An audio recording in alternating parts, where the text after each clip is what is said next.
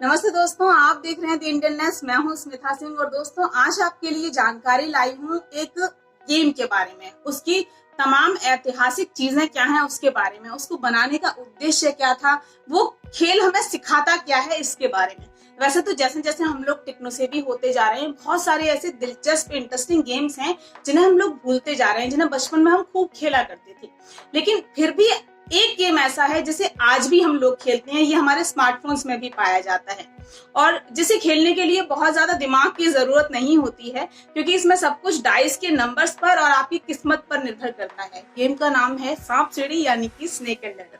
लेकिन इस गेम को आपने कभी सोचा है कि क्यों बनाया गया होगा, इसे बनाने के पीछे उद्देश्य क्या रहा होगा, ये हमें मैसेज क्या देता है, क्या सिखाता है? तो चलिए ये भी मैं आपको बताती हूँ।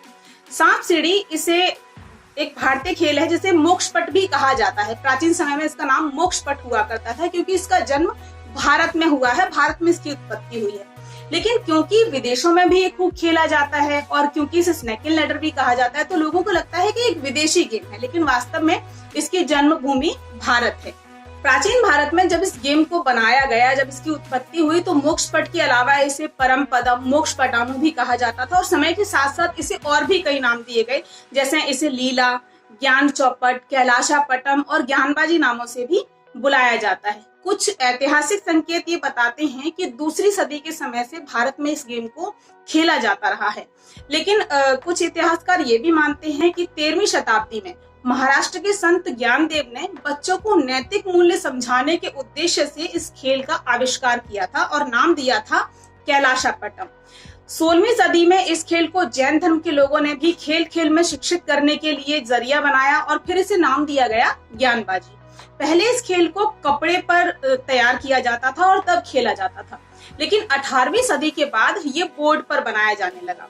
अब बताती हूँ इसके उद्देश्य के बारे में कि वास्तव में ये खेल हमको सिखाता क्या है, इसके सांप और जो सीढ़ी हैं वो क्या दर्शाते हैं। तो आध्यात्म के मुताबिक मोक्षपट यानी कि सांप सीढ़ी का खेल मोक्ष की राह दिखाता है। कैसे, वो भी समझिए।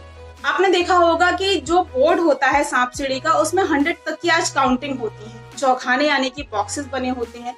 तो कहा यह जाता है कि जो बॉक्सेस होते हैं उनमें जहां पर सांप और सीढ़ियां होती हैं, तो सांप अवगुण का प्रतीक होते हैं और जो सीढ़ियां होती हैं, जो लेटर्स होते हैं, वो हमारे गुणों का प्रतीक कही जाती हैं। इसलिए आप देखते हैं कि जहां भी सीढ़ियां आती हैं तो आप सीधे ऊपर पहुंच जाते हैं, 10-20 काउंटिंग ऊपर चले जाते हैं गेम में। लेकिन जैसे ही सांप का फन आता है तो आप कितनी भी ऊंचाई पर क्यों ना हो, आप सीधे नीचे की तरफ गिरते हैं।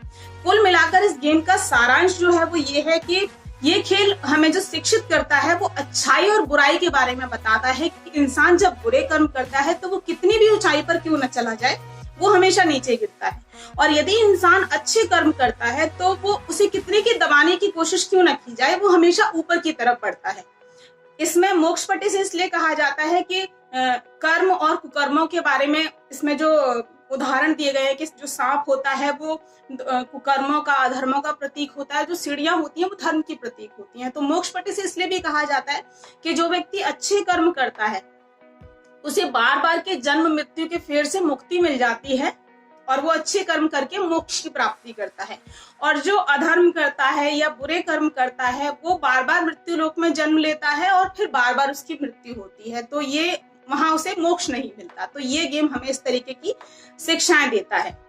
ये खेल जहां अच्छे बुरे कर्मों को परिभाषित करता है, वहीं 98 तक पहुंचने के सफर के समय में आप में धैर्य यानी कि इंतजार करने की जो क्षमता होती है उसे भी बढ़ाता है कि आप 1 से लेकर 98 तक का जब सफर तय करते हैं तो आपको पेशेंस कितना रखना होता है वो भी आप इससे सीख सकते हैं। 19वीं शताब्दी के आते आते ये खेल भारत से इंग्लैंड में पहुंचा। अंग्रेजों ने इस खेल को अपने मुताबिक थोड़ा बहुत बदलाव किया, जैसे सांप और सीढ़ियों की संख्या इसमें बराबर कर दी गई और फिर इसे उन्होंने नाम दिया स्नेक एंड लैडर।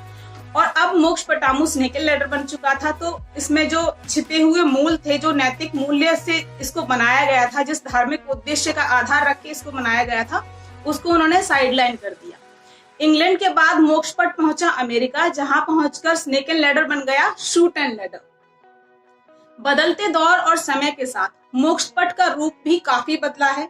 आज इस गेम में सांप और सीढ़ियों की जो संख्या है, गिनती है, वो बराबर है। लोग इसे शिक्षा की तरह या किसी सीख की तरह बिल्कुल नहीं खेलते हैं, वो सिर्फ आज इसे मनोरंजन के लिए, एंटरटेनमेंट के लिए खेलते हैं। वास्तव में तो हम सबने इस गेम के बारे में कभी ना कभी इसको खेला ही होगा, हम सभी इस गेम के बारे में खेलते हैं। लेकिन जब आज हमने ये जान लिया है, तो जब अगली बार आप इसको खेलेंगे तो आप महसूस कीजिएगा कि इसका आधार आज भी जीवंत है। जब भी हम इस गेम को खेलते हैं तो जब हम सीढ़ियों पर चढ़ते हैं तो बहुत अच्छी सी फीलिंग हमें आती है, लेकिन जब भी सांप डसता है हमारी गोटी को तो बहुत खराब सा हम फील करते हैं, क्योंकि वो अवगुण का प्रतीक है। तो वहां बहुत बुरी सी फीलिंग हमें आज भी आती है। तो कहीं ना कहीं आधार जीवित है, बेशक हम उसे समझने की कोशिश नहीं करते। और खासकर तब जब हम सीधा 1 से लेकर 98 तक का सफर तय करें और अचानक से 99 से सीधे 5 पर आ जाएं, तो वो बहुत बुरी सी फीलिंग होती है। ऐसा फील होता है सचमुच आके सांप ने डस लिया है। तो ये जानकारी आपको स्नेक एंड लैडर यानी सांप सीढ़ी के बारे में कैसी लगी, कमेंट बॉक्स में कमेंट करके मुझे जरूर बताइएगा। फिर मिलूंगी आपसे किसी ऐसी ही रोचक जानकारी के साथ। तब तक के लिए दीजिए इजाजत।